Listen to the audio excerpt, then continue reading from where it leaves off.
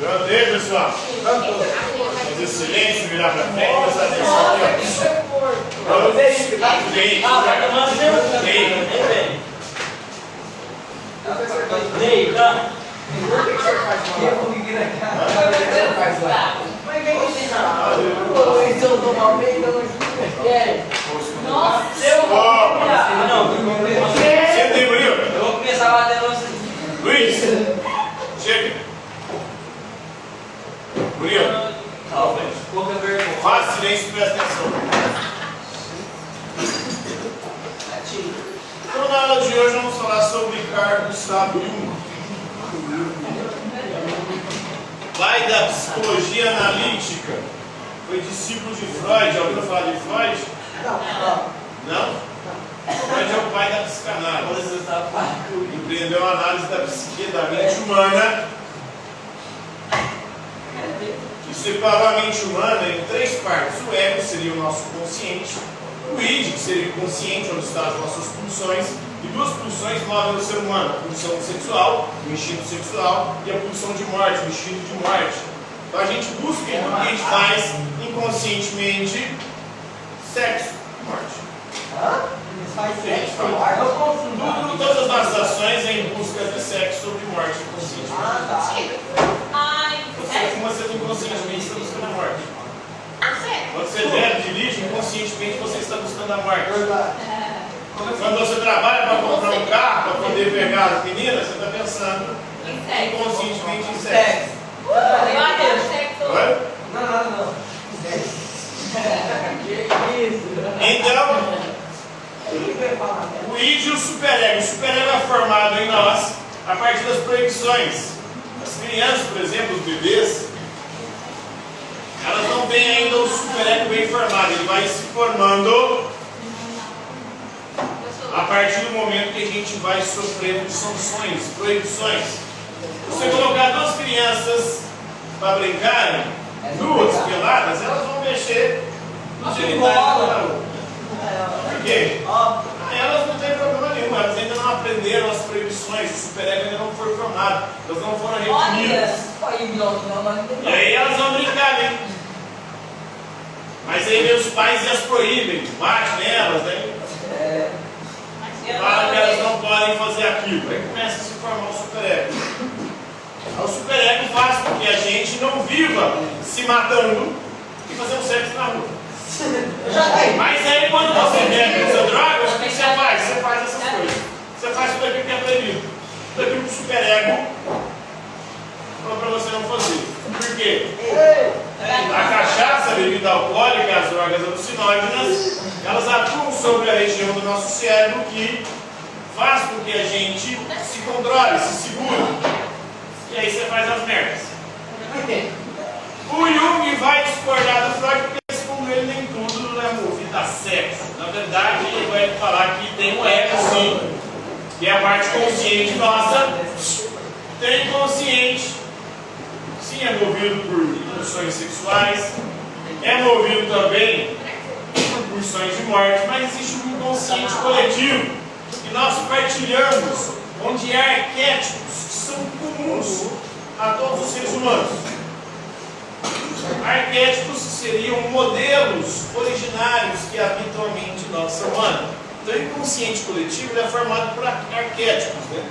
Os mitos e os símbolos são surpreendentemente semelhantes em todas as culturas do mundo ao longo do século. Em todas as culturas, em todas as religiões, tem uma espécie de pecado original, em que o ser humano se separa dos deuses. E aí vem a religião para religá-lo.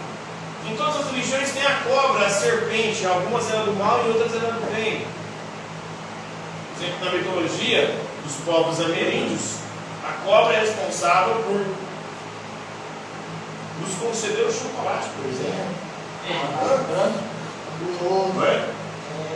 Já a serpente bíblica era do mal, ela incentiva ela a comer o fruto proibido.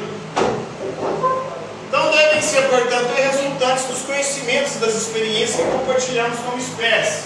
Então a nossa espécie vai herdando de alguma forma, segundo Jung, alguns arquétipos dentro do nosso inconsciente coletivo, que é esse inconsciente que todos nós compartilhamos. Então a memória dessa experiência compartilhada é preservada no nosso inconsciente coletivo e ela faz parte aí do inconsciente de cada um de nós, mas é inconsciente compartilhado. Luiz. Então,